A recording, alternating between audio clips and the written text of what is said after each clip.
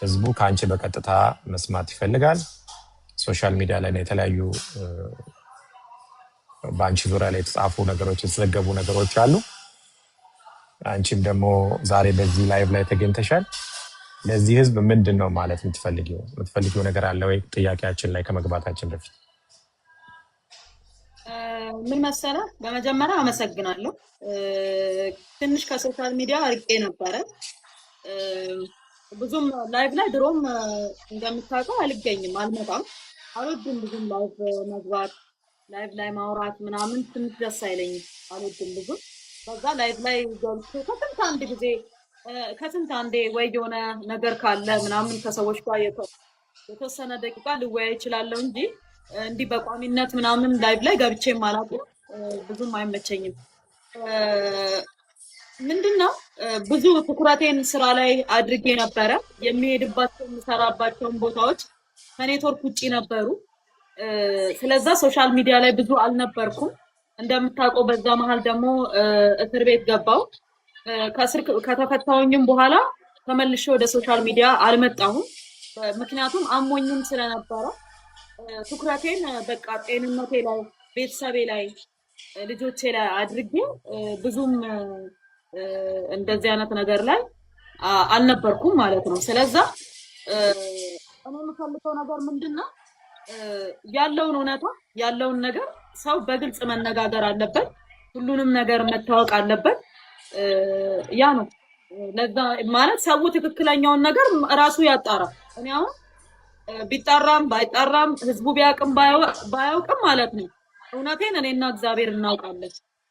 እግዚአብሔር እናውቃለን ዋናው እሱ ነው ቀጥሎ ደግሞ ህዝቡ በራሱ መንገድ የሚያውቅ ከምናገረውም ያገናዝብ ያለውንም ነገር አለኝ የሚለውንም ነገር መጠየቅም ይችላል ማንንም ሰው ማለት ነው ስለዚህ ኦኬ በጣም ጥሩ እሺ እኔ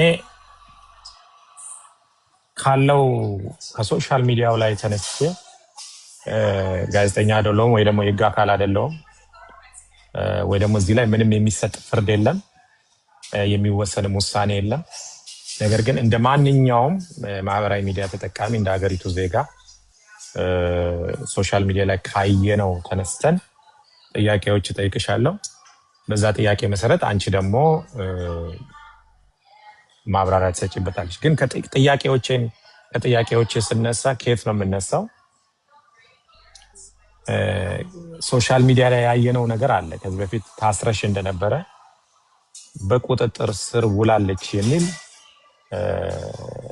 ነው ያየነውና በቁጥጥር ስር ያዋለሽ ጉዳይ ምንድነው ማለት ወደዛ እስር ያሁኑም ሳይሆን ከዚህ በፊት ታስረሽ ነበረ አሁንሳ መግባት ከፈለክ ጆይን አርግ እንትን አረግልሃለሁ መግባት ገብተ መቀመጥ ይችላል ግን እዚህ ጋር ከዚህ በፊት የነበረው የእስር ጉዳይ ምን ነበር በምን ነበር የታሰርሽው ያም ሆኖ ደግሞ መፈታትሽን የሰማነው መታሰርሽን እንደሰማን መፈታትሽን የሰማነውና በዚህ ጉዳይ ላይ ምንድነው ለምንድነው የታሰርሽው እንዴትስ ነው የተፈታሽው በዋስትና ነው የተፈታሽው ወይስ በነፃ ነው የተፈታሽው ወይስ ተፈርዶብሽ ፍርዱን ጨርሰሽ ነው የወጣሽው እና ይሄንን ነገር ለህዝቡ ብታብራሪ ምክንያቱም መታሰርሽን ሰምተናል መፈታትሽን ሰምተናል የፍርድ ሂደቱ ምን እንደሆነ አላወቅንም ስለዚህ ይሄንን ህዝቡ እንዲያውቅ የምትፈልጊ ከሆነ እስቲ ንገሪኝ እሺ በመጀመሪያ ደረጃ መታሰሬን እንዴት እንደታሰርኩ ከመናገሬ በፊት እኔን ያሳሰረኝ ወይም ያስጠየቀኝ በሰዓቱ አንድ ቪአይፒ ፓስ ወረቀት ኢንሳ ውስጥ የታተመ ወረቀት አንቺ መኪና ውስጥ ተገኝቷል የሚል ነው የመጀመሪያው ጥያቄ ረቢራ እዚህ ጋር ስላለ እኔ ያለውን ሂደት በደንብ ከማብራራቴ በፊት ስለ ቪአይፒው ረቢራ ያብራራ ከየት ነው የመጣው ማለት እንትን እንዲሆን አሁን ወደ ቪአይፒው ሳንሄድ በፊት የታሰርሽበት የስሩ መነሻ እሱ ስለሆነ መነሻ ቪአይፒ ወረቀት ነው መኪናሽ ውስጥ ተገኝቷል ተብሎ ነው እኔ ምንለው መኪናው ሳይሆን ሀብት ውስጥ ነው የተገኘው ምን እኔ ውስጥ ነው በነዳው የተገኘው? እንትና ውስጥ ሳይሆን የተገኘው ሃርድ ቶፕ ውስጥ ነው። አልተገኘም እኮ በፎቶ አንስቶ አሳየን ተባለው። አልተገኘም ወረቀቱ። ኦኬ ምንድነው ይሄ? በፎቶ ነው እሺ ያሳየን። እሺ ወደ ረቢራ ልምጣ። ይሄ ቪአይፒ ወረቀት ምንድነው? ረቢራ ስለ ቪአይፒ ወረቀት ልትነግረን ትችላለህ? ድምጽ ጥሩ አይደለም። ወረቀት ነው የሚለው ነው። መጀመሪያ ስለ ቪአይፒ ወረቀቱ ብታብራራ ነው የምታውቀው ነገር ካለ። እሺ በጣም አሪፍ። ምንድነው የተፈጠረው? አፕላይ አድርገን የወጣ ቪአይፒ ፓስ ነበረ ከኢንሳ ከሱ እንደ ማንኛውም ሰው አፕላይ ተደርጎ ላይክ ኢቨን አሁን በረከት ስፔሻል የሆነ ኢንፍሉዌንስ አላት ኢትዮጵያ ላይ ትልቅ ኢንፍሉዌንስ አላት። የኢትዮጵያ ነጋዴ ማህበር የሴቶች ፕሬዚዳንት ናት። ስለዚህ እንደ ማንኛውም ሰው አፕላይ አድርገን አወጣ። እኔ የተቀበልኩት ከኢንሳ ማለት ነው። እኔ የተቀበልኩ ዳይሬክትሊ ራሴ ተቀብዬ ለማን ሰጠው? በረከት በወቅቱ አልነበረችም። አይ ቲንክ ጋምቤላ ነበረች፣ ለስራ ጋምቤላ ስለነበረች ለማን ሰጠው? ለሹፌሯ ሰጠው። ምንድን ነው ያንተ ድርሻ? እኔ የስራ ድርሻ ምንድን ነው? ሶፍትዌር ዲቨሎፐር ነው። የኢንሳ ሰራተኛ ነህ ወይስ የበረከት ሰራተኛ ነህ? አክቹዋሊ ሶፍትዌር ላይ ስለምሰራ እዛም አለው እዚህም አለው። በረከት ጋር አብራራለን። እዚህም አለው ሳይሆን እንድታብራራለን። እዚህም አለው ኢንሴንስ በረከት በምትመራበት የሴቶች ነጋዴ ማህበር የሶፍትዌር ካምፓኒያችን የኛ የሶፍትዌር ካምፓኒ ነው ለነሱ ፕሮቫይድ የሚያደርገው ሶፍትዌር። እንደገና ደግሞ ከኢንሳ ደግሞ ኢንሳ ሳይበር ታለንት ሴንተር ውስጥ ነበርኩኝ እኔ። ስለዚህ ሞር ቀለል ባለ መንገድ እኔ አፕላይ አድርገን ሰጠው ለሹፌሯ ማለት ነው። ምኖች ናቸው አፕላይ የሚያደርጉት ይህን ቪአይፒ ወረቀት? ለምኖች ነው የተፈቀደ? ማንኛውም ማህበረሰብ ይችላል ስለሚመጣ አፕላይ ተደርጎ ከተሰጠው ማውጣት ይችላል። ማንኛውም ግለሰብ አፕላይ ተደርጎ ታይቶ ለምንድነው የተፈለገው በምንድነው የሚለውን ነገር ያው የራሳቸው ሲስተም አለ። በሱ መሰረት እንትን ብለው ኢሌጋብል ከሆኑ ይሰጣቸዋል። ስለዚህ በረከት ደግሞ የዚህ እንግዶች ይመጡባታል። ብዙ ከአፍሪካ የሚመጡባት የኢትዮጵያ ነጋዴ ሴቶች ላይ ቪዚት ለማድረግ የሚመጡ ከአፍሪካ የሚመጡ ከተለያየ ቦታ የሚመጡ ሰዎች ስላሉ በዛ መሰረት እሱን ዲቴይል ክላሪፋይ አድርገን ነው የወጣው። ያልገባኝ ምን መሰለ፣ አፕላይ ተደርጎ ሲባል በደንብ ማወቅ የፈለግኩት ነገር አለ። ለህዝቡም በደንብ እንዲታወቅ የምፈልገው ማንኛውም ግለሰብ ማንኛውም የኢትዮጵያ ዜጋ የሆነ አፕላይ አድርጎ ነው ወይስ የተለየ ልዩ ፍቃድ የሚሰጣቸው ወይ ባለስልጣኖች ሊሆኑ ይችላሉ ወይ ነጋዴዎች ሊሆኑ ይችላሉ? ካለ የተለየ ቦታ ካለ ፖዚሽን ውስጥ ካለ አፕላይ ማድረግ ትችላለህ። ፖዚሽን ላይ ስለዚህ የተለየ ፖዚሽን ላይ ያሉ ሰዎች ኦፍ ኮርስ በረከት ደግሞ የተለየ ፖዚሽን ላይ ያለች። ምን ፖዚሽን ላይ ነው ያለችው? የኢትዮጵያ ውመን ትሬድ አሶሲዬሽን ፕሬዚዳንት ናት። ስለዚህ እዛ ፖዚሽን ላይ ስላለች የቪአይፒ ፓሱ ይገባታል ነው? ኤግዛክትሊ። ኦኬ እንደዛ ከሆነ ህገ መንግስቱ የሚፈቅድ ከሆነ ስርዓቱ የሚፈቅድ ከሆነ እሷ ያለችበት ፖዚሽን የቪአይፒ ፓስ የሚያሰጥ ከሆነ ታዲያ ለምን ወንጀል ተብሎ አሁን እሷ እንዳነሳችው የቪአይፒ ፓሱ ነው መኪና ውስጥ ተገኝቷል ተብሎ በቁጥጥር ስር የዋልኩት ነው የምትለው? ስለዚህ አይጋጭም ወይ? ኢንፍሉዌንሰር ናት ወይ ደግሞ የነጋዴ ማህበረሰብ የሴቶች ነጋዴ ፕሬዝዳንት ናት ተብሎ ለዛ ፖዚሽኗ የተሰጣት ቪአይፒ ፓስ ነው ካልከን አሁን መልሶ በዛ ጉዳይ ታስር ያለው በዛ ጉዳይ ነው ቁጥጥር ስር የዋልኩት ብላ ስትናገር ነበር። ይሄ ነገር አይጋጭም ወይ? የሚያሳስር ከሆነ ለምንስ ተሰጣት? ተሰጣት የሚገባት ከሆነ ደግሞ ለምንስ ታሰረች? ለምን ተጠያቂ ሆነች? እሺ በጣም ጥሩ። እሷ አልነበረችም፣ አዲስ አበባ ውስጥ አልነበረችም። ጋምቤላ ለስራ ወጣ ነበረ። ስለዚህ ለሹፌሯ ነበር ኦሬዲ መኪናውን የያዘው። ከዛ እሁድ ቀን መታ፣ በሳምንቱ ቅዳሜ ቀን ነው የተያዘችው። ምንድነው ከዛ በፊት ክላሪፋይ ለማድረግ እሺ ልክ ነው፣ በጣም ይቅርታ። ከዛ እሱ ክላሪፋይ ለማድረግ ከሚመለከታቸው አካል ጋር ትራፊክ ማኔጅመንት ኮሚሽነር ጌቱ ነበሩ በሰዓቱ። እሳቸው ጋር አውጥተን ኦሬዲ ለምንድን ነው ቢባል ሲባል መልስ ሰጥተን ኦልሬዲ ያለፍነው ነገር ነበረ። አስረድተን ጨርሰን ኦልሬዲ የጨረስነው ነገር ነበረ። ምንድን ነው ያስረዳችሁት? እንዴት ነው የመጣው፣ ከየት ነው የመጣው፣ ማን የሰጣችሁ ነው ያሉት። እነሱንም ሰነዱን ይዘውት ነበረ። ራሳቸው በሚመለከታቸው በራሳቸው ኦልሬዲ ያረጋገጡት ነገር ነበረ። እንደገና ደግሞ በእኛም በኩል ያለውን ነገር ከኛ የሚፈልጉትን ጥያቄ በሰዓቱ መልሰን ነበረ። ኦኬ። ስለዚህ በረከት የቪአይፒው ጉዳይ ካስያዛት በኋላ በቁጥጥር ስር ከዋለች በኋላ መልሳ በዛ ጉዳይ ተፈተሽ ነበር ነው? ከዚህ በኋላ ያለውን እኔ መናገር እችላለሁ። ስለዚህ አሁን የቪአይፒው ግልጽ እንዲሆን ለምንፈልገው በቪአይፒው ቅዳሜ በቁጥጥር ስር ከዋልሽ በኋላ ከየት እንደመጣ እንዴት እንደተሰጠ ከተነገረ በኋላ አንቺ መልሰሽ ተለቀቅሽ ከስር? አይ አይደለም፣ እሺ፣ እንደሱ አይደለም። ሂደቱን እኔ ሙሉ ስቶሪውን ልንገርህ። እሺ። እኔ በ6 መጣሁ። ህዳር 6 ማለት ቅዳሜ ነው ቀኑ። ህዳር 6 ከጋምቤላ መጣሁኝ። እንግዶች ነበሩኝ። እንግዶችን ወደ አየርላንድ ሸኘዋቸው። ከዛ ተደውሎ መኪናሽ ውስጥ ታርጋ ቁጥሩን ነግረውኝ መኪናሽ ውስጥ ቪአይፒ ወረቀት ታይቷል፣ ስለሱ ጉዳይ ነይና አስረጂ ሰኞ ዕለት ተባልኩኝ። እሺ ታርጋው ማለት ንብረትነቱ ያንቺ የሆነ መኪና ነው ተባልኩኝ።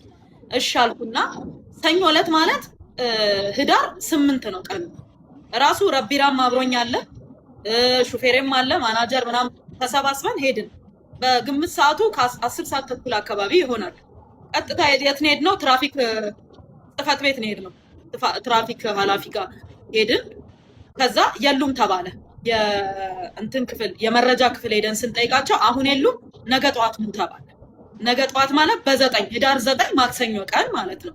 ከዛ ተያይዘን በንጋታው ሄድን። በንጋታው እንደሄድን እሳቸው ኃላፊው ስብሰባ ላይ ናቸው ተባለ። ስብሰባ ላይ ናቸው ተጠብቃላችሁ ሲባል አዎ እንጠብቃለን አለንና ቁጭ አለን።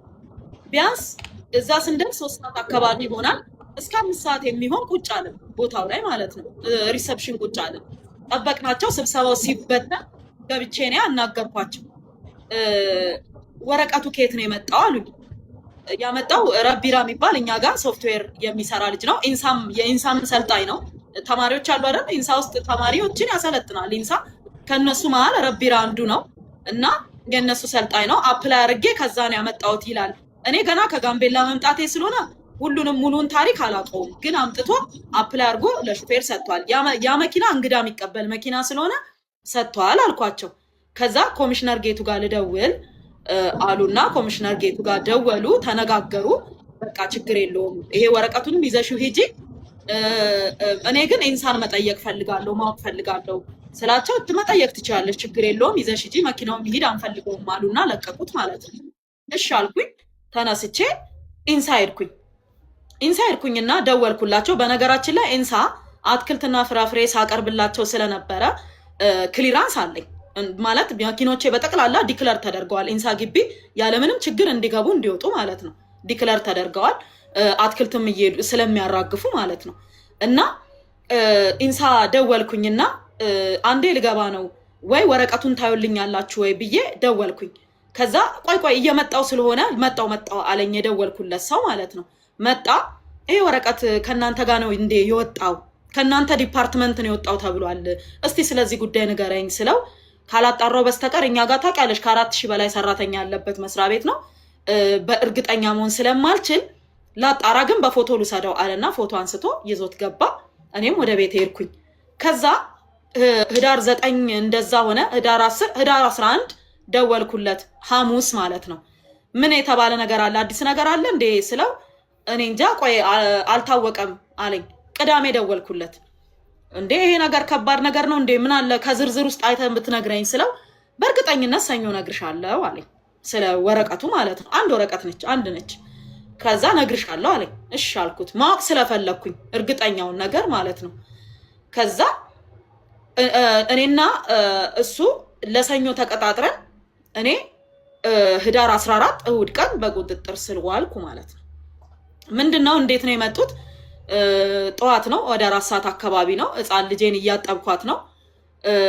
እያጠብኳት እያለ ጆናታን ባለቤቴ ማለት ነው በረከት ብሎ ጠራኝ።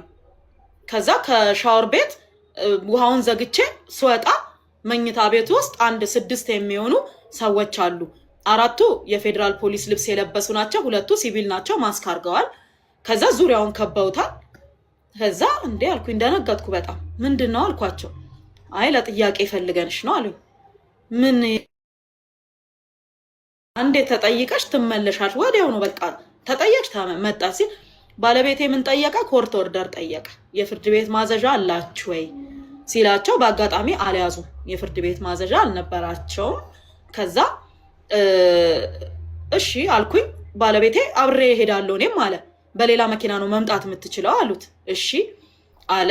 ከዛ ተያይዘን እነሱ ከኋላ ሆነው እኛ በሌላ መኪና ስንሄድ መንገድ ላይ አንድ ከነሱ መሃል ከደህንነቶቹ መሃል አንዱ አንዴ ቁሙልኝ አለና ፎቶ ላንሳሽ አለ። ለምን አልኩት። ፎቶ ላንሳ ሲል ለምን አልኩት። አይ ስላስፈለገኝ ነው አለ። ከዛ ፎቶ አነሳኝ። ከዛ በቃ እዚህ ጋር ሌላ ስራ ስላለኝ ብሎ ወርዶ ሄደ ልጁ ማለት ነው። ማለት ለምን አነሳኝ ሲጀምር በህጋዊ መንገድ እዛ እስክደርስ ድረስ ለምን አልጠበቀም? ለምን አልገባኝም። ከዛ ሄድን፣ ቀጥታ ሄድነው። የት ነው? ፌደራል ወንጀል ምርመራ ነው ሄድነው። ከዛ ቁጭ አረጉኝ። አሻራ ምናምን ይነሳሉ። አሻራ አነሱኝ፣ ፎቶ ምናምን አነሱኝ። ከዛ እንትናች አይደለ የሙስና የጸረ ሙስና ላይ ናይች አይደል የምትመዘገበው ምናምን ሲባባሉ ሰማው። ከዛ እንዴ አልኩኝ እዛ ጋር ለነበረው ለሚመዘግበው ሰውዬ እኔ ምነው ሙስና በልቼ ነው ወይ ሰጥቼ ነው ብዬ ጠየቅኩት። ምክንያቱም ሙስና ማለት እኔ ወይ ሙስና የሰጠ ወይ ሙስና የተቀበለ ሰው ነው እንጂ እኔ ሙስና ያን ወረቀት መኪና ውስጥ በመገኘቱ ሙስና አባላለሁ ብዬ ኤክስፔክት አላደረኩም። እና ከዛ ምንድነው ሙስና ማለት ምን ማለት ነው? እኔ በልቼ ነው ሙስናውን ወይስ አብልቼ ነው ሙስናውን ስለው አይ አይደለም ይሄ ሰነድ ሐሰተኛ ነው ስለተባለ ሐሰተኛ ሰነድ መጠቀም ሙስና ነው ተብሎ ነው የሚታየው አለኝ። ነው አዎ እሺ። ከዛ የሚመዘጋገበው መዘጋገቡ። ከዛ ቤቱን መፈተሽ እንፈልጋለን አሉ፣ ቤታችንን ማለት ነው። ተመልሰን ወደ ቤት ሄድንና ብርበራ ብለው ምናምን ቼክ ምናምን አደረጉ። ኮሜዲኖ ምናምን ከፈቱ። ምንም ያገኙት ነገር የለም። ተመልሰን ሄድን። ከዛ ቪአይፒውን ወረቀት አስመጭልን አሉኝ። እሺ ብዬ ደውዬ ሹፌሮቼ ጋር አስደውዬ አስመጣሁት ወረቀቱን። ይኸው ወረቀቱ ብዬ ሰጠኋቸው ማለት ነው። መጀመሪያ እኔ ነኝ ለህግ ለመተባበር የሰጠኋቸው። ፈልገው ያገኙት ነገር አይደለም፣ አሳደው ያገኙት ነገር አይደለም፣ ራሴ ነኝ የሰጠኋቸው። ምክንያቱም እኔ ግልጽ መናገር የምፈልገው ማለት ነው ራሱ ፌደራል ፖሊስ ቪአይፒ ፓስ ባጅ ልኮልኝ ያውቃል። ፕሮግራም ሲኖር ነይና ተሳተፊ ብሎ ልኮልኝ ያውቃል። ብልጽግና ፓርቲ የተለያየ ፕሮግራም ሲኖር እንደ ኢትዮጵያ ነጋዴ ሴት ፕሬዝዳንት ወይም እንደ አንድ ባለሀብትም ልቆጥረው ትችላለህ። ቪአይፒ ፓስ ቪአይፒ ባጅ መቶልኝ ያውቃል። ከንግድና ቀጠናዊ ትስስር ፕሮግራም ሲኖር ቪአይፒ ፓስ መቶልኝ ያውቃል። ከመከላከያም እንደዚሁ ፕሮግራም ሲኖር ማለፊያ ይመጣልኛል። እውነት ለመናገር መኪና ራሴ ስለማልነዳ በጣም በቃ መንዳት ያለብኝ ግዴታ ካልሆነ በስተቀር መኪና ስለማልነዳ እኔ ቪአይፒ ፓስ ምንም አይሰራልኝም። የት ሄድበታለሁ፣ የት ቆምበታለሁ፣ ምን እጠቀምበታለሁ፣ ምንም አያደርግልኝም። የሆነ ቦታ ልግባ ስልም ሰው አትገቢም ወይ ምናምን አይለኝም። ወይም የሆነ ነገር ገጥሞኝ አያውቅም።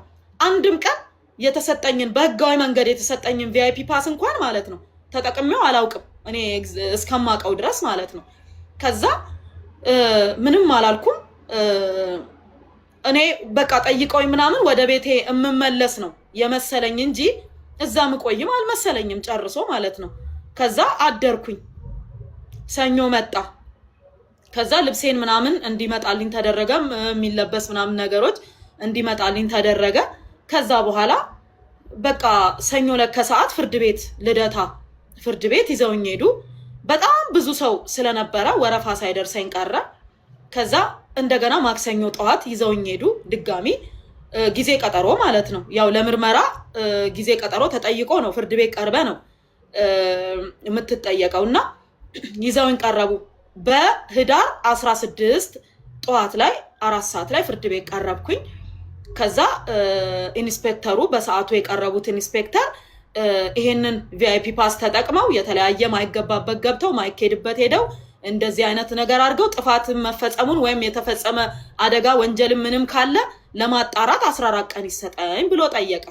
ከዛ ክቡር ዳኞቹ ደግሞ ምን ይላሉ ወይዘሮ በረከት ብለው ሲጠይቁኝ ክቡር ፍርድ ቤት እኔ ነኝ ወረቀቱን ለህግ ለመተባበር ብዬ አስመጥቼ ከሹፌሬ የሰጠኋቸው እኔ ነኝ ማለት እኔ የስራ ሰው ነኝ በህጋዊ መንገድ የተለያዩ መስሪያ ቤት የሰጡኝን ቪአይፒ እንኳን ተጠቅሜ ማቅሰው አይደለሁም ምን ያደርግልኛል ቪአይፒ የትኛው መስሪያ ቤት ልገባ የቱ ጋር ፓርክ ላደርግ ምን ልጠቀምበት ምን ያደርግልኛል ቪአይፒ ፓስ ምንም አይሰራልኝም ቪአይፒ አይዲም ሆነ ቪአይፒ ፓስ ለኔ ምንም የሚጠቅመኝ ነገር የለም እና እኔ እንዴት እንደሆነ አላውቅም እኔ ለህግ ለመተባበር ራሴ ነኝ አስመጥቼም የሰጠኋቸው የገባሁበትም ያረኩትም ነገር የለም ህግ ወጥም አይደለም እኛ ጋር ሶፍትዌር ባለሙያ አለ እሱ ነው እኔ በሌለውበት አፕላይ አድርገው የኔ ባለሙያዎች ናቸው ሄደው ያመጡት ፎረንሲክ መመርመር ይችላል ህግ ወጥ ነው የሚለውን ነገር በፎረንሲክ ምርመራ መረጋገጥ ይችላል አልኳቸው ማለት ነው ከዛ በኋላ ወረቀቱ ይቅረብልኝ አሉ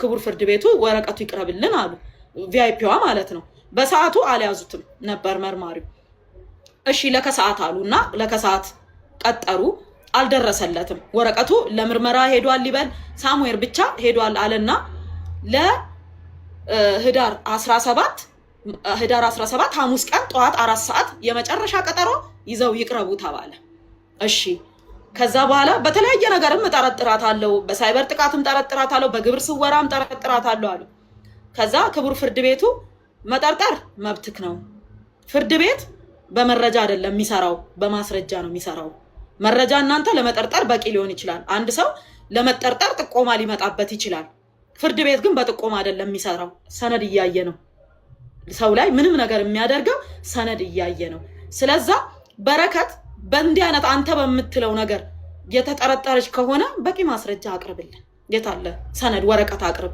ሲባል አይ ለጊዜው ያስኩት ቪአይፒውን ብቻ ነው አለ ቪአይፒውን አየ ይሄ ደግሞ ለማሰር በቂ ምክንያት ስላልሆነ ምርመራውን ቀጥሉ የተፈጸመ ነገር አለ የምትሉ ከሆነ የተለያየ ነገር አለ ብላችሁ የምታስቡ ከሆነ ምርመራችሁን ቀጥሉ ግን እሳቸውን አስሮ ማቆየት ተገቢ ነው ብለው ስላላመነ ይሄ ችሎት የዋስትና መብታቸው ይጠበቅ አለ መቼ ህዳር 16 ቀርቤ ህዳር 17 ላይ የዋስትና መብት ተሰጠኝ ትፈታ ተብሎ የመፈቻ ትዕዛዝ ተሰጠኝ ማለት ነው ከዛ መርማሪው ይግባኝ አለ ይግባኝ ሲል ወዴት ነው ኬዙ ሄደው ጠቅላይ ፍርድ ቤት ነው ቀጥታ ወደ ጠቅላይ ፍርድ ቤት ሄድን ጠቅላይ ፍርድ ቤት 3 ዳኞች ናቸው ወንዶች ናቸው ቀረብን ከዛ ቀረብንና የተለያዩ ነገር አነሱ ተነሳ መርማሪ 2 ሆነው ነው የቀረቡት የተለያየ ሐሳብ አነሱ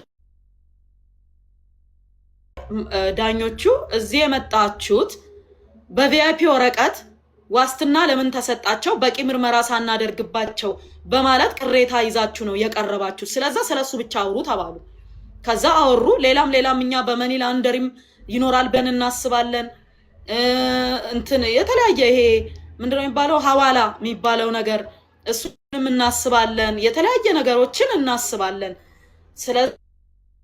ሲሉ ማሰብ ትችላላችሁ ሌላ ምርመራ መዝገብ ክፈቱ አሁን እዚህ የመጣችሁት ግን በይግባኝ ነው ስለሱ ነው የምንነጋገረው አሉ ከዛ አንድ ቀጠሮ ሰጡ ተወያይተን ዳኞቹ ማለት ነው ክርክር አድርገናል በደንብ ተከራከርንና ተወያይተን አንድ ቀጠሮ ይሰጠና በዛ ቀጠሮ መሰረት ስለ ጉዳዩ ውሳኔ እንሰጣለን ብለው ዳኞቹ ቀጠሮ ሰጡ ማለት ነው በዛ ቀጠሮ ቀን ቀረብኩኝ ዳኞቹ ግራና ቀኝ ተነጋገሩና እሳቸውን አስሮ ማቆየት ተገቢ ነው ብለን አላመንም የልደታ ፍርድ ቤቱን ውሳኔ አጽንተናል አሉ ዋስትና የጸና ማለት ነው ትፈታ ብለው ጠቅላይ ፍርድ ቤትም የመፈቻ ትዕዛዝ አወጣ ከዛ በኋላ የመፈቻ ትዕዛዝ ሲያወጣ ቤተሰቦቼ አሁንም የልደታውንም ወስደው ነበረ የጠቅላዩንም ይዘው ሄዱ ሊያስፈቱኝ ማለት ነው ምክንያቱም ጠቅላይ ፍርድ ቤትም እሷን ማሰር ተገቢ አይደለም ምንም አይነት የተለየ ነገር አላገኘንም እሷን ለማሰር የሚያበቃ በቂ ምክንያት አላገኘንም አሉ ከዛ ሄድኩኝ ማለት ነው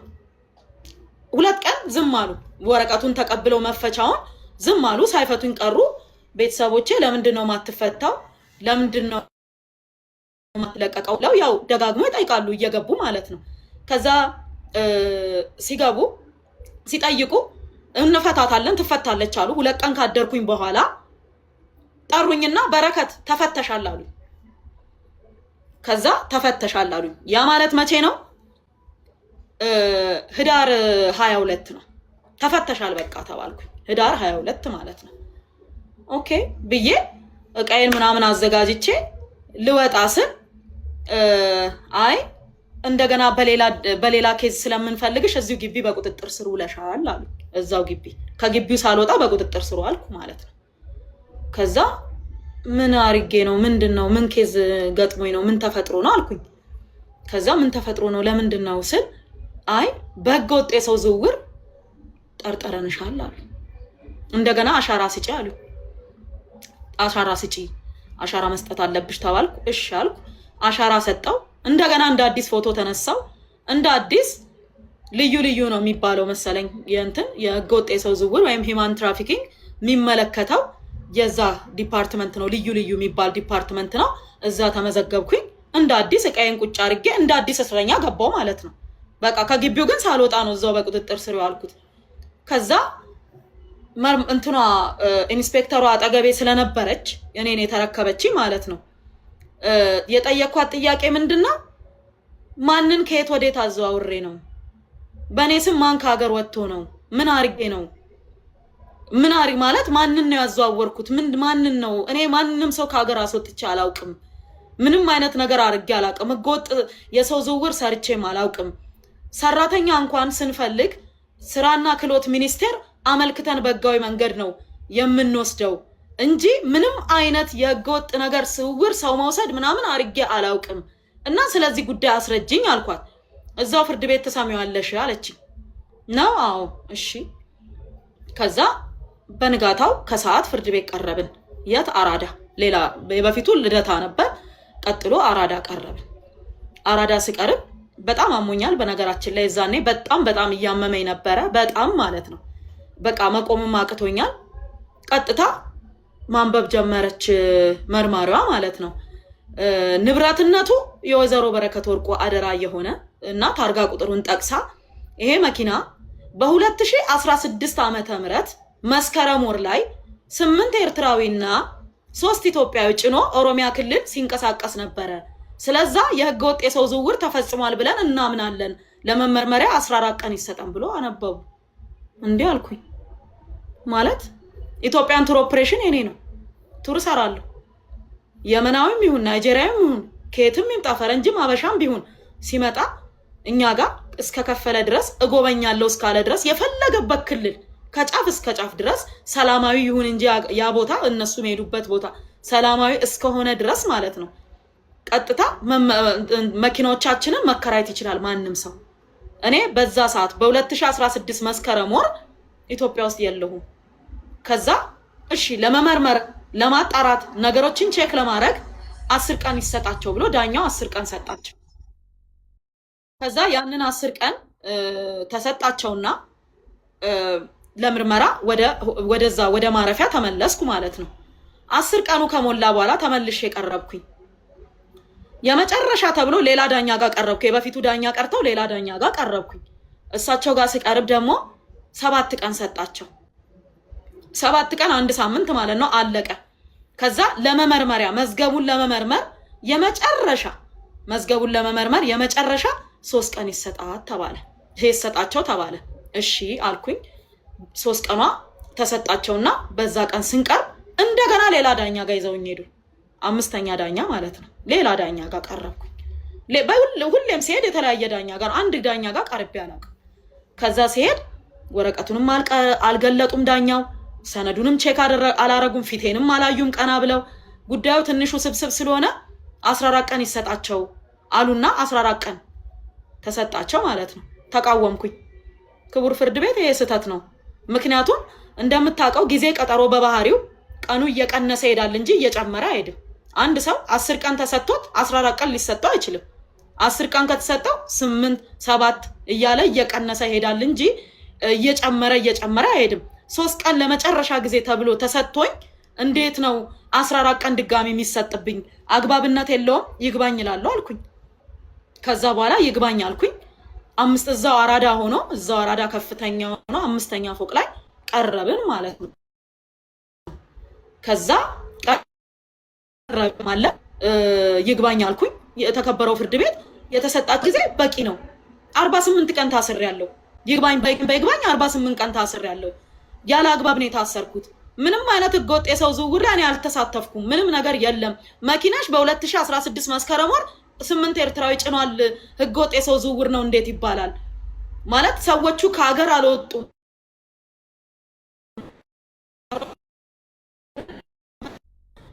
እንግዶች ናቸው ወይ ጦር መሳሪያ ይዘው አልተገኙም፣ ወይም ደግሞ ኮንትሮባንድ ይዘው አልተገኙም። እነዚህ ሰዎች እንዴት ነው እንዲህ ሊሆን የቻለው? እንዴት እንደዚህ ልጠየቅ እችላለሁ ብዬ አልኳቸው ማለት ነው። ከዛ በኋላ ዳኛውም እስቲ መዝገቡና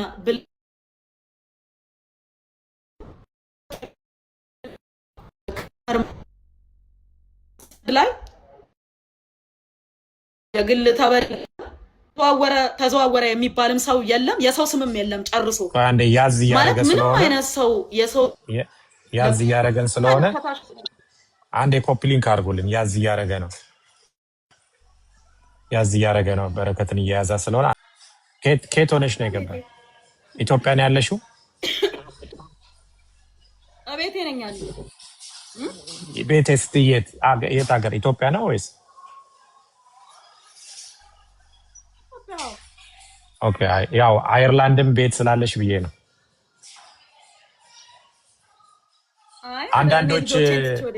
አንዳንዶች ሶሻል ሚዲያ ላይ ወጣለች ከሀገር የለችም የሚባል ነገር ስላየን፣ ስለዚህ ኢትዮጵያ ውስጥ ነው ያለሽው።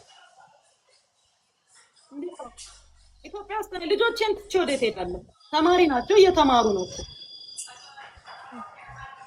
ኦኬ፣ እሺ፣ ጨርሽ ሀሳብሽ። ኦሜጋ ፈጣለሁ እንጂ ለምን እሄዳለሁ? እና ምንድን ነው ያ ነገር የተፈጸመው ማለት በ2016 ዓመተ ምህረት መስከረም ወር አዲስ ዓመት ላይ ማለት ነው። መኪናሽ ሰዎች ጭኖ ኦሮሚያ ክልል ሲንቀሳቀስ ነበረ። እሱ ደግሞ የህገወጥ የሰው ዝውውር ነው ብለን እናምናለን ነው የተጠየቅኩት። ከዛ በኋላ ፍርድ ቤቱ ደግሞ ማለት ነው የፌዴራል ከፍተኛ ፍርድ ቤት አራዳ ምድብ ችሎት ይግባኝ ሰሚ ችሎት ማለት ነው ይሄ ህገወጥ የሰው ዝውውር ነው ብለን አናምንም አለ ፍርድ ቤቱ። ምክንያቱም አንደኛ የግል ተበዳይ የለም፣ ተዘዋወርኩኝ በህገወጥ መንገድ ልታዘዋውረኝ ነበረ፣ እያዘዋወረችኝ ነበረ፣ ተዘዋውሬያለሁ ወይ እሷ መኪና ላይ ተጭኛለሁ ወይ በደል ደርሶብኛል ያለ የግል ተበዳይ የለም። ማንም የግል ተበዳይ የለም። መዝገቡ ላይ ምንም ነገር አያሳይም። ስለዛ ፍርድ ቤቱ ይሄንን ነገር ሙሉ ለሙሉ ውድቅ አድርጎታል አለና ውድቅ አደረገው። ህገወጥ የሰው ዝውውር አልተፈጸመም አለ ብለን እናምናለን አለ ፍርድ ቤቱ። ከዛ በኋላ ቀጠለና ደግሞ ሌላም እንትን መጥቶ ነበረ ከሷ ጋር ከሴቷ መርማሪ ጋር ወንድ መርማሪም ነበረ። እንደዛ ሌላም ጉዳይ አለን የተከበረው ፍርድ ቤት አሉ። ምን መዝገቡን አጣምረ ነው ምንድን ነው ተብሎ ሲጠየቁ ወይዘሮ በረከት አትክልትና ፍራፍሬ አምራች ናቸው እንደሚታወቀው እና በጣም ያው የተለያዩ ደንበኞች እየመጡ አትክልትና ፍራፍሬ ከሳቸው ይገዛሉ። የተለያየ አገርም ይልካሉ፣ የተለያየ ከተማም ይልካሉ፣ አዲስ አበባ ውስጥም ያከፋፍላሉ። እና 4 የሚሆኑ ሰዎች ክፍያ ፈጽመው ውል ገብተው ግን አትክልቱ በሰዓቱ አልደረሳቸውም። የወስደውም ደግሞ ቀሪ አትክልት ያላቸው ሰዎች 4 ሰዎች ያልደረሰን አትክልት አለ ብለው እኛ ጋር አመልክተዋል አሉ። ከዛ በኋላ ክቡር ፍርድ ቤቱ ደግሞ ይሄ እኮ ፍትሐብሔር ነው፣ ውል ካላቸው ጉዳያቸው የአትክልትና ፍራፍሬ ኬስ ከሆነ እንደ ውሉ እሳቸው ካላደረጉ ወይም ካልፈጸሙ ሰዎቹ ገንዘባችን ይመለስልን ብለው ውላቸውን ይዘው የከፈሉበትን ስሊፕ ይዘው ቀሪ ካላቸው ወይም በቃ ከፈለጉ በፍትሐብሔር እኮ ጠይቀው ገንዘባቸውን ማስመለስ ይችላሉ። አይ ተጭበርብረናል ብለው ያስባሉ ሲል ፍቃድ አላቸው የላቸውም? አላቸው። ኢንቨስትመንት ላይሰንስ አላቸው። አምራች ናቸው አይደሉም? ናቸው። መጋዘን አላቸው የላቸውም? አላቸው። ውልና ማስረጃ ሄደው ተፈራርመዋል። ታዲያ ምኑ ነው ማጭ? የተጭበረበሩት የቱ ጋር ነው? ማለት የሌላቸውን አለኝ ቢሉ ኖሮ ሳያመርቱ አምርቻለሁ ቢሉ ኖሮ የሆነ ነገር አርገው ቢሆን ኖሮ ይሄ ህገወጥ ነገር ወይም የሌላቸውን አለኝ ብለዋል በማለት ሊጠየቁ ይችሉ ነበረ። አሁን ግን ይሄ ፍትሐብሔራዊ ባህሪ ስላለው ምናልባት ፈርዘር እንመረምራለን ካላችሁ በ100,000 ብር ዋስ ይፈቱና ምርመራችሁን ቀጥሉ አሏቸው። በነገራችን ላይ እሱ መዝገብ ስለተዘጋ 100,000 ብሩ እንዲመለስ ታዞ 100,000 ብር ይመለስም ተብሏል። ፋይሉ ተዘግቶ ማለት ነው። ምንድነው እንደዛ ሲል ፍርድ ቤቱ አልተቀበለውም፣ ውድቅ አደረገ። በዋስ ይውጡ በቃ እሱም ከሆነ በዋስ ይውጡ ተባለ። ህገወጥ የሰው ዝውውር ግን አልተፈጸመም ብሎ መዝገብ ቤት ፍርድ ቤቱ መዝገቡ ሙሉ ለሙሉ ነው የዘጋው። ከዛ ይግባኛሉ ድጋሚ እነሱ ማለት ነው። ከአራዳ ከፍተኛ ፍርድ ቤት ይግባኝ ስትል ቀጥታ የምትቀርበው የት ነው? ቀጥታ የምትቀርበው የት ነው? ጠቅላይ ፍርድ ቤት ነው። ተመልሰን ጠቅላይ ፍርድ ቤት ቀረብን። ከዛ 3 ዳኞች ናቸው። አሁንም እራሳቸው በፊት ያዩኝ ዳኞች ናቸው። ወይዘሮ በረከት ተለቀው ድጋሚ ተይዘው ነው ወይስ መጀመሪያውኑ አልተለቀቁም ብለው ጠየቁኝ ዳኞቹ። ክቡር ፍርድ ቤት አልተለቀቁም፣ እዛው ይፈቱኛል፣ እዛው በቁጥጥር ስር ያውሉኛል፣ እዛው ይፈቱኛል፣ እዛው በቁጥጥር ስር ያውሉኛል፣ አልተለቀቁም አልኳቸው። ዛሬ 52ኛ ቀኔ ነው ከታሰርኩኝ፣ አልተለቀቁም አልኳቸው። እሺ እስቲ ስለ ጉዳዩ አስረዱ አሉ። አስረዱ። ስለ ህገወጥ የሰው ዝውውርም ተፈጽሟል ብለን እናምናለን። የሳቸው መኪና 8 ኤርትራዊ ጭኗል በ2016 ዓመተ ምህረት ከ2 ዓመት ከ6 ወር በፊት 8 ኤርትራዊ ጭኗል። ስለዛ እነዛ ኤርትራውያን በህገወጥ መንገድ እየተዘዋወሩ ነው ብለን እናምናለን ሲሉ ዳኛው ስለዚህ ጉዳይ በረከት ማስረዳት ትችላለሽ ብለው ጠየቁ። ማስረዳት ይችላሉ ብለው ጠየቁኝ። አዎ የተከበረው ፍርድ ቤት ኦሮሚያ ፖሊስ ጠበቃ ሄዶ ኦሮሚያ ፖሊስ ያለውን መረጃ በጠቅላላ ሰብስቦ መጥቷል፣ ማስረዳት ይችላሉ አልኩኝ። እሺ የተከበረው ፍርድ ቤት እነዚህ እንግዶች ጎብኚዎች ናቸው። ተጭነው ሲሄዱ መንገድ ላይ ፖሊስ አስቆማቸው፣ ቼክ አረጋቸው። ለምን? የውጭ ዜጋ ናቸው። ማንም ሰው ለምን ተጠረጠርኩ ማለት አይችልም። ጠረጠረ፣ ፖሊስ አስቆማቸው፣ ቼክ አደረጋቸው።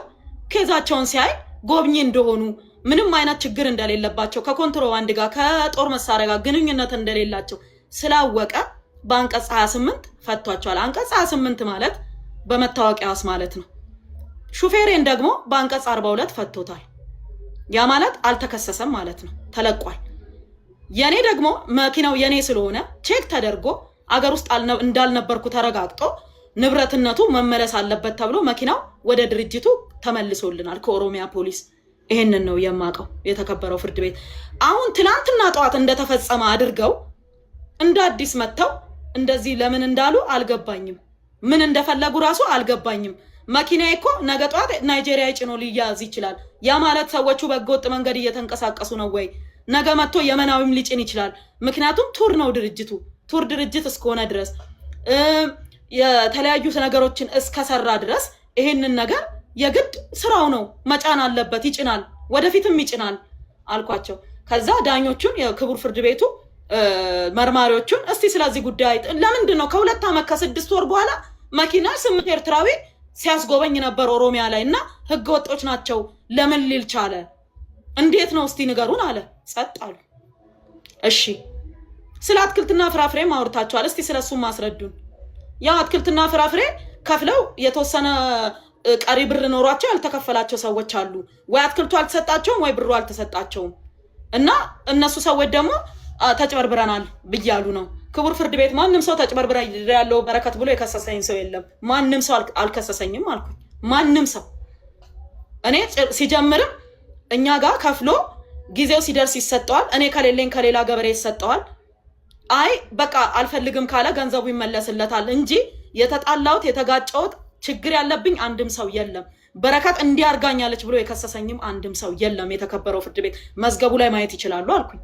ዳኞቹ መዝገቡን ገልጠው አዩ። የአራዳ ምድብ ችሎቱን አጽንተናል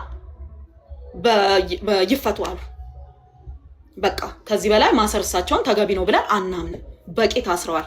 ያ ማለት ለስንተኛ ጊዜ መሰለክ? ለ4ኛ ጊዜ ነው መፈቻ ሲሰጠኝ ማለት ነው። ለ4ኛ ጊዜ ፍርድ ቤት ቀርቤ መፈቻ ተሰጠኝ። ከዛ በኋላ ሰበር ሰሚ ችሎት ይግባኛሉ ድጋሚ ለፌደራሉ ሰበር ሰሚ ችሎት ማለት ነው።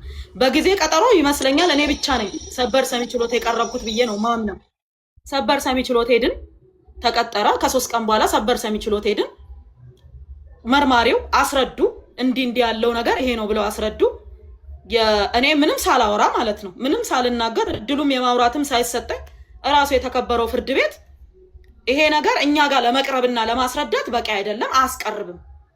ስለዛ የሶስቱን ዳኞች ሐሳብ አጽንተናል፣ መዝገቡን ዘግተናል፣ ወደ መዝገብ ቤት መልሰናል፣ ይፈቱ ብለው ወሰኑ ዳኞቹ ማለት ነው ለአምስተኛ ጊዜ። ከዛ በኋላ መደበኛ ችሎት ይዘውኝ ሄዱ። የት ልደታ፣ እንደገና ሌላ ፍርድ ቤት ማለት ነው ሌላ ችሎት ሄድኩኝ። መጀመሪያ ልዩ ልዩ ላይ ቀረብኩኝ። ልዩ ልዩ ላይ መጀመሪያ ሙስና ላይ የበፊቱ የቪአይፒ ኬዝ ማለት ነው ተጠየቅኩኝ። በ40 ሺህ ብር ዋስ ተፈታሁ። በ40 ሺህ ብር 20 ደቂቃ አልቆምኩም ዳኛ ፊት። በቃ ውጭ ሆና ይከራከሩ ከፈለጉ በ40 ሺህ ብር ዋስ ትፈታ አሉ። ከዛ ደግሞ ልዩ ልዩ ደግሞ ብለው ሌላ ችሎት ይዘውኝ ሄዱ ማለት ነው። ያም ችሎት ማሰሩ እሷን ተገቢ ነው ብለን ስለማናምን የዋስትና መብት አስከለክላቸው እኛ በ50 ሺህ ብር ዋስ ፈተናቸዋል ይፈቱ ብለው ወሰኑ ለሰባተኛ ጊዜ ማለት ነው። በዛ ሁሉ ጊዜ አልተፈታውም። ሰባተኛ እንትን ሲሄድላቸው ሰባተኛ ይትፈታ ማለት ነው የሚል ሄደ። ምክንያቱም ብዙ ጊዜ የመፈቻ ወረቀት ሲሄድልኝ ማለት ነው እንግዲህ 6 ጊዜ ቀርቦልኝ አልተፈታውም። ምክንያቱም የሆነ ምን ጠብቀው ስልክ አለ ይላሉ ፖሊሶቹ ማለት ኮማንደሮቹ፣ የሆነ ከላይ የሚደውልልን ሰው አለ የሱን ስልክ እየጠበቅን ነው ይላሉ። እኔ በህግ አግባብ የምጠየቅ ከሆነ ጥፋተኛ ኮንኩኝ ህግ እየዳኘኝ ከሆነ ማን ነው ከላይ የሚደውለው? ለምን ይደወላል? በቃ ፍርድ ቤት ከለቀቀኝ መልቀቅ ነው። ምክንያቱም ማንም ሰው ያለ ፍርድ ቤት ትዕዛዝ ሊታሰር አይችልም። የሀገሪቱ የመጨረሻ የስልጣን አካል ፍርድ ቤት ነው። ስለዚህ ፍርድ ቤት ልቀቋት ካለ መለቀቅ ብቻ ነው ያለብኝ። ግን ቆይ እየተነጋገርን ነው ከላይ ምን ጠብቀው ስልክ አለ ይላሉ። ማን እንደሆነ ደዋዩ ግን አናውቅም። ከዛስ እዛ መሀል ላይ ያለሁኝ እንደምታውቀው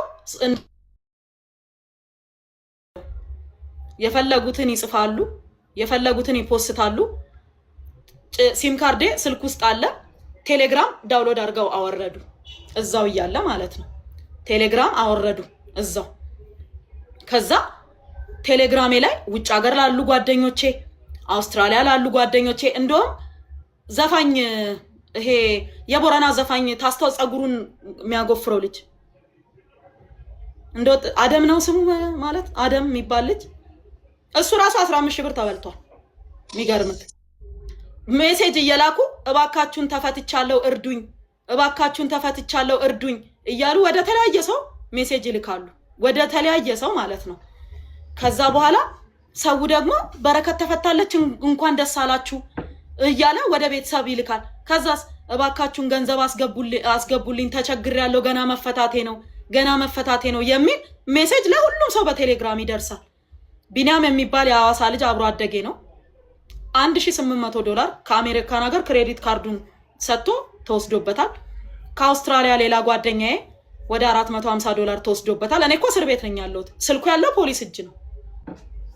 ከዛ መጨረሻ ላይ ባለቤቴ ቀጥታ ሄደና ገባና ኮሚሽነር ብርሃኑ የሚባሉና ነበሩ አሁን የሉም።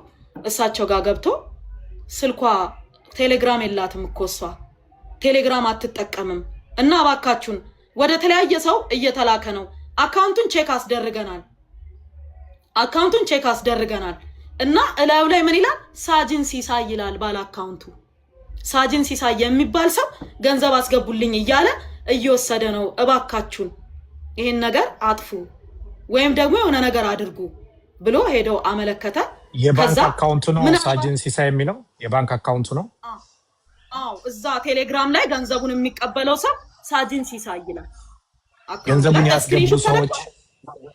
ያስገቡ ሰዎች አለ። ስክሪንሻት አለሽ? አለ። ማስረጃ አለሽ? አለኝ። ሳጅን ሲሳይ ስክሪንሾት እያደረጉ ወደ ባለቤቴ ወደ ጠበቃ ይልኩ ነበር ሰዎች። $1800 ከአሜሪካ የተወሰደበት ሰው አለ። ወደ $400 $450 ከአውስትራሊያ የተወሰደበት ሰው አለ። ስክሪንሾት አድርገው ሰዎች ወደኛ ቤት ወደ ቤተሰብ ይልኩ ነበር። ለምን? የተፈታው መስሏቸው። ገባ? አደም የሚባለው ዘፋኝ ይሄ ዘፈኑን ስለማላቅ ነው የቦረና ዘፈን የሚዘፍነው። እሱም 15 ሺህ ብር አስገብቷል። እኔ መስየው ማለት ነው። ከዛ እና ይሄ ብዙ ሰው ከተፈታውኝ በኋላ መጠየቅ ጀመረ እና ምን ልል ነው ሀክ ተደርገሽ ከሆነ መጡና መርማሪዎቹ ሀክ ተደርጎ ይሆናል ሲሉኝ፣ አንድ ነገር ሀክ የሚደረገው ካለ ነው። እኔ አሁን ዋትስአፕ ሳይኖረኝ ዋትስአፕ ሀክ ሊደረግ ይችላል እንዴ? ቴሌግራም ሳይኖረኝ ቴሌግራም ሀክ ሊደረግ ይችላል? እኔ እኮ ቴሌግራም አልጠቀምም። ምክንያቱም ብዙ ጊዜ ሀክ ስለተደረግኩኝ ቴሌግራም በፍጹም አልጠቀምም። እና እራሳቸው በቁጥሬ ዳውንሎድ አድርገው አውርደው ነው እንጂ እንዴት ሀክ ሊደረግ ይችላል የሌለኝን። ስለዛ እራሳቸው አውርደው ነው ቴሌግራሙን ምርመራ ላይ ያለ ማለት ነው። ግን ማንም የጠየቃቸው የለም፣ ማንም አባከን የሚያላቸው የለም፣ ቀረ ማለት ነው። በዛ መሃል 7ኛ መፈቻ መጣልኝ። 7ኛ መፈቻ ከመጣልኝ በኋላ 3 ቀን አሳደሩኝ። መጨረሻ ላይ ሂጂ ውጪ ብለው ለቀቁኝ ማለት ነው። ግን ግልጽ እንዲሆን በረከት እዚህ ጋር ግልጽ እንዲሆን እዛው እየታሰርሽ ሳትወጪ ነው መፈቻዎቹ እዛው የሚመጡት? በአንዱም መፈቻ አልወጣሽም ከእስር ቤት? በ6 መፈቻ አልወጣሁም፣ በ7ኛው ወጣ። ስለዚህ እዛው የመጀመሪያው መፈቻ እያለ ሌላ ክስ ይመጣል። እንደዛ ነው እየተናገርሽ ያለሽው መሰለኝ። እና የመጀመሪያ ጊዜ ልደታ ቀረብኩኝ፣ መፈቻ ተሰጠኝ፣ አልፈቱኝም፣ ይግባኝ አሉ። ጠቅላይ ሄድኩኝ፣ ይግባኙን ውድቅ አደረጉና የልደታን አጸኑ። መፈቻ ተሰጠኝ፣ አልወጣሁም። አራዳ ቀይረው ይዘውኝ ሄዱ። አራዳ ከቀረብኩኝ በኋላ ይግባኝ አልኩኝ። እኔ ይግባኝ ስል መፈቻ ተሰጠኝ፣ አልተፈታውም፣ ይግባኝ አሉ። ከዛ በኋላ ጠቅላይ ፍርድ ቤት ይዘውኝ ሄዱ ድጋሚ። ጠቅላይ ፍርድ ቤትም አጽንቻለሁ ትፈታ አለ፣ አልፈቱኝም። ከዛ ቀጥሎ ደግሞ እንትን ሄድኩኝ ሰበር ሰሚ ችሎት። ሰበር ሰሚ ችሎትም ለማሰር በቂ አይደለም ትፈታ አለ፣ አልፈቱኝም። የዛኔ በየጊዜው ይመጣል፣ ከዛ ይመጣል ማለት ነው። ከዛ እንደገና መደበኛ ችሎት 2 ወሰዱኝ። እነሱም ፈቱኝ። በ40 ሺህ ብርና በ50 ሺህ ብር ዋስ ትውጣና በውጭ ትከራከር፣ በቃ በውጭ ይለቅ ሁሉም ነገር አሉ። 6ኛ መጣ፣ አልፈቱኝም። 7ኛ መጣ፣ የመጨረሻ ማለት ነው። መጨረሻ ላይ 3 ቀን አሳደሩኝ። መቶም የ7ኛው መጨረሻ ላይ እንዲህ አለ ባለቤቴ፣ እንዴ ማለት አልገባኝም፣ ምንድነው ይሄ ነገር? ለምንድን ነው ፍርድ ቤት ትፈታ ካለ ለምንድን ነው ማትፈቷት? ምንድነው እስቲ አስረዱኝ፣ ያላወቅኩት ነገር ካለ ስል የዛን ቀን በቃ ትውጣ ብለው ተፈረሙና ውጭ አሉኝ ማለት ነው። በ7ኛ መፈቻ 14 ጊዜ ፍርድ ቤት ቀርብ ያለው 7 መፈቻ ተሰጥቶኛል። በ7ኛው መፈቻ ነው የወጣሁት ማለት ነው። 7 ጊዜ ነው መፈቻ የተጻፈልኝ ከፍርድ ቤት። ወራንቴ ማለት ምንድነው ይሄ? መፈቻ ይጻፍ የለ ይላክ የለ ከየፍርድ ቤት 7 ጊዜ ተልኮልኛል ማለት ነው። በ7ኛው ነው የወጣሁት። ያ ማለት ጥር 22 ወጣው ማለት ነው። ጥር 22 ወጣው። ከዛ በኋላ ጤንነቴም ደና ስላልነበረ በጣም አመመኝ። ሆስፒታል እየተመላለስኩ ነበረ። ጦር ኃይሎች ሆስፒታል ነው። ጦር ኃይሎች ሆስፒታል በነገራችን ላይ ፕራይቬት ዊንግ አለው። ቀጥታ እዛ ሄጄ እየተመላለስኩኝ እያለ በአጋጣሚ እግሬ ላይ እብጠት ታየ። ከዛ እግሬን ስካን ሲያደርጉት ምን ተገኘ? ይሄ ቬን ላይ የደም መርጋት ተገኘ። ከዛ ወዲያውኑ ከባድ ነበረ በሽታው። እኔ አላውቅም፣ ደም መርጋት ከባድ መሆኑን አላውቅም። በሰውም በጓደኞቼም በዘመድም አይቼም ስለማላቅ ከባድ ነው ብዬ አላሰብኩም ነበረ። ወዲያውኑ መተኛ አለብሽ ተባልኩኝ። እዛው ጦር ኃይሎች ሆስፒታል እንድተኛ ተደረግኩኝ። ሲቲ ስካን ቼክ ሲደረግ ኦልሬዲ ሳምባይ ላይ አለ፣ ኢምቦሊዝም ሆኗል ማለት ነው። ሳምባይ ላይ ደርሷል። ከዛ በጣም ከባድ መርፌዎች ናቸው በቀን 3 የነበረው። ጠዋት 80 የሚል ማታ 80 ወስዳለው። እረፍት አድርጊ እንዳትንቀሳቀሽ ተባልኩኝ። ምክንያቱም ደም ማቅጠኛ ነው ሲሰጠኝ የነበረው እና እዛ ህክምና ላይ ጦር ኃይሎች ሆስፒታል ወደ 18 ቀን ቆየሁኝ። በዛ ሁሉ ወደ ስራም አልተመለስኩም፣ ወደ ሶሻል ሚዲያም አልተመለስኩም። ዝም ብዬ በቃ ኑሮዬን ቀጠልኩኝ። በዛ መሃል እንግዲህ እንደምታውቀው እየኖርኩ ነው። ቤቴ መጥሪያ አልመጣልኝም፣ አልተጠየቅኩም። ቤት መጥቶ አንኳኩቶ የጠራኝ ሰው የለም። በድንገት እንደ ማንኛውም ሰው በረከት ክስ ተመስርቶባታል። ኦኬ፣ አሁን የመጀመሪያውን ከጨረስን በኋላ አሁን እስካሁን ስታብራሪ የነበረው የነበረብሽን እስር ነው። አሁን አንቺ ያው ዛሬ ላይቭ ላይ ቁጭ ብለሽ እየተናገርሽ ነው። ኢትዮጵያ ነው ያለሁት ነው ያልሽው። ግን ፌደራል ፖሊስ ወንትድ ብሎ እየፈለገሽ ነውና በትክክል ምን ተከስቶ ነው ማለት? አንቺ ኢትዮጵያ ውስጥ ካለሽ እየተንቀሳቀስሽ ከሆነ ፌደራል ፖሊስ ታዲያ ለምን እንደሌለሽ አድርጎ ወንትድ አድርጎ ሶሻል ሚዲያ ላይ ለቀቀ? ምንድነው ምክንያቱ ብለሽ ምን እየተከሰተ ነው ብለሽ ታስቢያለሽ? ፈቃደኛ ከሆንሽ ምናልባት የኢትዮጵያ ውጭው ምናምን ሊታይ ስለሚችል ምናልባት ኢትዮጵያ ውስጥ መኖርሽ የሚያረጋግጥ ነገር ማሳየት ትችያለሽ?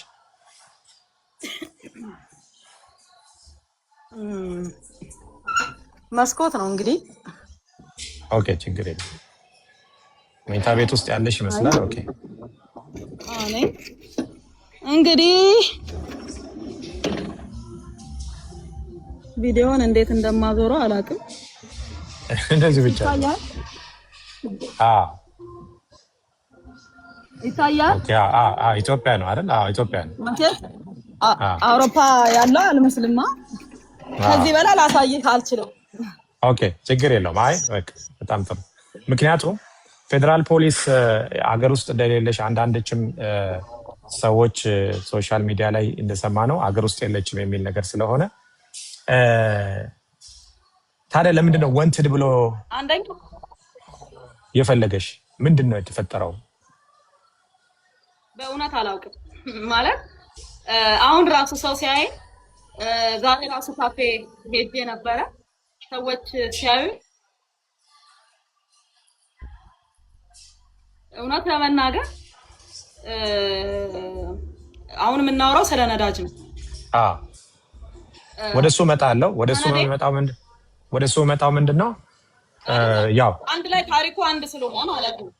ታሪኩ አንድ ስለሆነ እኔ ለምሳሌ እንደማንኛውም ሰው አልኩ፣ እንደማንኛውም ሰው በረከት እየተፈለገች ነው፣ ተከሳለች፣ ክስ ቀርቦባታል በነዳጅ ከነዳጅ ባለስልጣናት ጋር ተብሎ አየሁኝ። ገባ አየሁኝ። እንዴ አልኩኝ። ማለት የጠየቀኝ የለም፣ የጠራኝ የለም፣ መጥሪያ አልተሰጠኝም፣ ቤቴ ላይ አልተለጠፈም። ገብቷል። ስራ ቦታዬ ላይ አልተጠየቅኩም። የጠራኝ ማንም አንዳንዴ ሆስፒታል ሄዳለሁ፣ አንዳንዴ ቤቴ እመጣለሁ። ወደ ስራ ብዙም አልገባውም። አንዳንዴ ያው እርሻውንም ገብቼ አይቼ እመጣለሁ። ያ ሆኖ እያለ ምንም ነገር ሳልጠየቅ የት ነሽም ማለት ጭራሽ ቤቴ ማንም ፖሊስ መጥቶ ማያውቅም፣ መጥሪያም አልተሰጠኝም። ኢቨንቶ ወንትድም ለመባልም ከሆነ ማለት ነው መጀመሪያ እኮ አሁን ይሄ በአዲሱ በተከሰሳችሁ በተባለው ገና ግንቦት 10 ነው ቀጠሮ አይደል? በረከት ቀርታብኛለች ብሎ እኮ አቃቤ ሕግ እኮ አላመለከተም። አቃቤ ሕግ በረከት ቀርታብኛለች ብሎ እኮ ማመልከት አለበት መጀመሪያ። እኔ እንትን እንድል ማለት ነው ማለት እንድያዝ ወይም ወንትድና ትፈለግ ለማለት እኮ በቀጠሮ ቀን እዛ ቦታ ላይ አለመገኘት አለብኝ። ለምን ወጥቼ ነው ያለሁት፣ እየተንቀሳቀስኩ ነው ያለሁት፣ ሕክምና እያደረግኩ ነው ያለሁት። በእርግጥ በጣም ደህና ነኝ፣ እግዚአብሔር ይመስገን፣ በጣም ደህና ነኝ። አሁን ያ ውስጤ የነበረው ይሄ እምቦ ግን አልፎ አልፎ በቀን አንድ መድኃኒት ወስዳለሁኝ እና ይሄ ደም ማቅጠኛ የሚባለውን አንድ ወስዳለሁ። ለተወሰነ ጊዜ መቀጠል አለበት ስለተባለ ማለት ነው። እና አንድ ሰው እንግዲህ በታሪካችን አሁንም በዚህም ዘመን ይሁን በቀደሙትም ዘመን ስታይ አንድ ሰው ተፈልጎ ሲጠፋ በጣም ከፍተኛ በሀገር ላይ ውድመት ሲያካሂድ ወር ዘር ማጥፋት ወይ የሆነ ከባድ ነገሮች አሉ አይደለ? ሲፈጽም ወይም ሲያደርግ ሊፈለግ ይችላል። እኔ መጥሪያ አልተሰጠኝም፣ ቤቴ አልመጡም፣ የጠየቀኝ ሰው የለም፣ ያናገረኝ ሰው የለም። ምንም በሌለበት በድንገት ወንትድ የሚል እንደማንኛውም ሰው ፌስቡክ ላይ አየው። ምን ልበል? ምን ልናገር? የምናገረው ነገር ጠፋኝ። አሁንስ ታዲያ ለምን አልመጡም ቤት? ለምን አልጠየቁኝም? ለምን መጥሪያ አላኩልኝም? አሁንስ ቢሆን መች መጡ? መች ጠየቁኝ? ማለት ምን እንደተፈለገ እኔ ልንገርህ። ብዙ አጀንዳ ያላቸው ሰዎች አሉ በየመስሪያ ቤቱ ገባክ? ብዙ አጀንዳ ያላቸው የየራሳቸው አጀንዳ ያላቸው ሊሆን ይችላል። ገባ? የሀብት ሊሆን ይችላል፣ የንብረት ሊሆን ይችላል። ብዙ አጀንዳ ያላቸው አካላት በየቦታው እንዳሉ ፊል አደርጋለሁ፣ ይገባኛል፣ ይሰማኛል። ነገር ግን ሳልፈለግ ምንም አይነት ነገር ሳያደርጉ ሳይጠይቁኝ መጥሪያ ሳይሰጡኝ በድንገት ወንትድ ቢያንስ እኮ ፍርድ ቤት ጋዜጣ ላይ ይታተም እኮ ብሎ ማዘዝ አለበት። እኔ ስጠፋ ማለት ነው፣ ጭራሽ ከጠፋው ካልተገኘው ማለት ነው ምን ማድረግ አለበት? መጥሪያም ተሰጥቶኝ ካልቀረብኩኝ ተፈልጌም ካልመጣሁኝ ማለት ነው ምን ማድረግ አለባቸው? አዲስ ዘመን ያቻት ተብሎ ማለት ነው ቤቴ በር ላይ ይለጠፋል፣ ቤቷ ነው ተብሎ ከታሰበ። ቀጥሎ ደግሞ ቢሮዬ ላይ ይለጠፋል መጥሪያው ማለት ነው። ፖሊስ ቤት ድረስ ይዞ መጥቶ ወይም ለቀበሌ ይሰጣል። አድራሻ ያለኝ ሰው ነኝ፣ ቤት ያለኝ ሰው ነኝ፣ ንብረት ያለኝ ሰው ነኝ። ምንም አይነት ነገር ሳልጠየቅ ሳልፈለግ መጥሪያ ሳይደርሰኝ በድንገት ወንትድ ምን ማለት ነው? ከጀርባ እነማን አሉ እግዚአብሔር ይወቃቸው። ግን በዚሁ እንዳብራራልህ ከፈለክ የምጠይቀኝ ነገር ካለ አንድ ላይ አድርጌ ስለ ነዳጁ ላብራራ።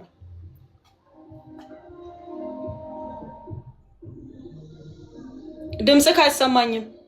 ሶሪ ሚውት አድርጌው ነበር። እንግዲህ ክሱ ወንትድ የሚለው የሚያሳየው የክሱ ጭብጥ ሶሻል ሚዲያ ላይ እንዳየነው ከሆነ በ8 ሚሊዮን ብር የነዳጅ ጉዳይ ስምሽ ገብቷል እና ያ ስምሽ መግባቱ የተራ ወይ ስህተት ነው ብለሽ ታስቢያለሽ? ከነዳጅ ጋር የተገናኘ ለምንድን ነው ፌደራል ፖሊስ በዛ ሊጠይቅሽ የፈለገው? በነዳጅ ምክንያት ማለት ነው። እንደገና ነዳጁ ስለ ነዳጁ ያለውን ሁኔታ ለህዝቡ ብታብራሪ። በምን ጉዳይ ነው እሱ ሊከስሽ የቻለው? ወንትድስ ብሎ ሊፈልግሽ የቻለው 8 ሚሊዮን ብር በምን ጉዳይ ነው? በምንድን ነው ነዳጁ? እስቲ ለእኛ ግልጽ አድርገሽ ብትናገር። እሺ፣ በመጀመሪያ ነዳጅ እንደምታውቀው እርሻ ነው የምሰራው። ባለፋብሪካዎች ሲሆኑ ለማሽን ማንቀሳቀሻ ጄኔሬተሩ ወጥቶ ማደያ መቀዳት ስለማይችል ይፈቀድላቸዋል፣ ኮታ አላቸው።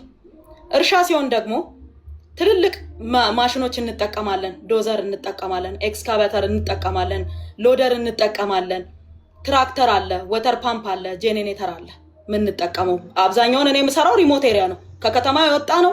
ምንም አይነት መሰረተ ልማት የሌለባቸው ቦታዎች ናቸው የኔ እርሻዎች ያሉበት ማለት ነው። የራቀ ነው። አፋርን ብትል አሁን የለሁም፣ ወደዛ አልሄድም እንጂ ማለት ነው። ማለት ኦሮሚያ ክልል አፋር ምናምን ለጊዜው የሰላም ችግር ምንም አይነት ችግር የለም። ግን በቃ ብዙ ቦታ ብትንትን እንዳልል ብዬ ብዙ ቦታ እየሄድኩኝ አይደለም። ኦሮሚያ ክልልም እንደምታውቀው ትንሽ የጸጥታ ችግር ስላለ እየሄድኩ አይደለም። ደቡብ ክልል እሄዳለሁ፣ ኦሮሚያ ክልል ማነው ጋምቤላ ክልል እሄዳለሁ። ምንድነው እንደ ማንኛውም ሰው የነዳጅ እጥረት የሚባለው ነገር አልተሰማም። ምንም አይነት ችግር ይሄ ብጥብጡ ይሄ ጦርነትም ነገር የተጀመረም ነገር የለም። እንደ ማንኛውም ሰው ነዳጅ ፈልጋለሁ፣ ነዳጅን የሚመለከተው ማን ነው ብዬ ጠየቅኩኝ። ንግድና ቀጠናዊ ትስስር ነው የሚመለከተው አሉ። እሺ ብዬ ሄጄ ስጠይቅ አይ የነዳጅ ዘርፍ ራሱን የቻለ አለ፣ ወሎ ሰፈር ሄደሽ ጠይቂ ተባልኩኝ። እሺ ወሎ ሰፈር ሄጄ ቀጥታ የሚመለከታቸውን ሰው ሄጄ ጠየቅኩኝ። ዋና ዳይሬክተር ቢሮ ሄጄ ጠየቅኩኝ። እርሻ ከሆነ የኢንቨስትመንት ላይሰንስሽን፣ ቲን ነምበርሽን፣ የት ክልል እንደምትሰሪ፣ ግብርና ሚኒስቴር ደግሞ ድጋፍ ይስጥሽ፣ ድጋፍ ይጻፍልሽ እና እሱን ይዘሽ ነይ ማሳየት ትችላለህ፣ አንተ ጋር ስላለ ሰነዱ ማለት ነው። እና ይስጥሽ ተባልኩኝ። እሺ አልኩኝ። ሄጄ ማመልከቻ ጽፌ ግብርና ሚኒስቴር ድጋፍ ጻፈልኝ። ይሄን ያህል እርሻ ታርሳለች፣ ይሄን ያህል ትሰራለች ተብዬ ታረሰ። ምክንያቱም ለማብራራት ያክል ሰው አንደርስታንድ እንዲያደርግ አንድ ዶዘር በሰዓት 40 ሊትር ነው የሚጠጣው ናፍጣ፣ በቀን 10 ሰዓት